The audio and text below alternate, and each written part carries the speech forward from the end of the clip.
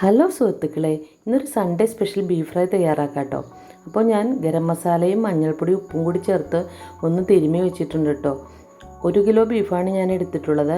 അതോടൊപ്പം തന്നെ ഞാൻ വെളുത്തുള്ളി ഇഞ്ചി പേസ്റ്റും കൂടെ ഒന്ന് ക്രഷ് ചെയ്തെടുത്താലും മതി, നല്ലപോലെ ഞെരടി ഒന്ന് കൂട്ടി വയ്ക്കുന്നുണ്ട്. അപ്പോൾ അതൊരു 10 മിനിറ്റോളം അവിടെ ഇരിക്കട്ടെ. അതിനുശേഷം നമുക്ക് അതൊരു കുക്കറിലേക്ക് ഇട്ടിട്ട് ഒരു 8 വിസിലോളം വരുത്താം. എന്നാലേ ബീഫ് നല്ലപോലെ വെന്ത് കിട്ടുകയുള്ളൂ. പിന്നെ സ്വല്പം ചുറുക്ക് കൂടി ചേർത്തോളൂ കേട്ടോ, അത് നല്ലപോലെ ബീഫ് വെന്ത് കിട്ടാനാണ്. പിന്നെ നമ്മൾ 1/2 കിലോ ആണ് ഞാൻ ഫ്രൈ ചെയ്യാൻ ഉദ്ദേശിക്കുന്നത്. ഇപ്പോൾ ഒരു ഫ്രൈങ് പാൻ വെച്ചിട്ട് ആവശ്യത്തിന് വെളിച്ചെണ്ണ ഒഴിച്ച് കൊടുക്കുക കേട്ടോ. പിന്നെ സ്വല്പം നെയ്യൊക്കെ ഉള്ള ബീഫാണെന്നുണ്ടെങ്കിൽ നമുക്ക് അധികം വെളിച്ചെണ്ണ ഒഴിച്ചു കൊടുക്കാതിരിക്കുന്നതാണ് നല്ലത്.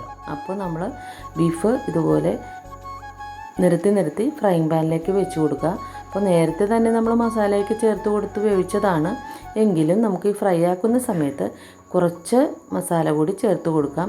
അപ്പോൾ അതിനായിട്ട് ഞാൻ ഒരു 3 ടീസ്പൂണോളം മല്ലിപ്പൊടിയും പിന്നെ ഗരം മസാല, മഞ്ഞൾപ്പൊടി ഒക്കെ ചേർത്ത ഒരു മിശ്രിതം, സ്വല്പം കുരുമുളക് പൊടിയും കൂടി ചേർത്തിട്ടുണ്ട് കേട്ടോ. അപ്പോൾ കുരുമുളക് പൊടി ഇഷ്ടമുണ്ടെങ്കിൽ കുറച്ച് കൂടുതലൊക്കെ ചേർത്തോളൂ. അപ്പോൾ അതൊക്കെ ചേർത്ത് ഒരു മസാല ഞാൻ തയ്യാറാക്കി വെച്ചിട്ടുണ്ട്. അതുകൂടെ ഈ ഫ്രൈയിലേക്ക് വിതറി കൊടുക്കുകയാണ്.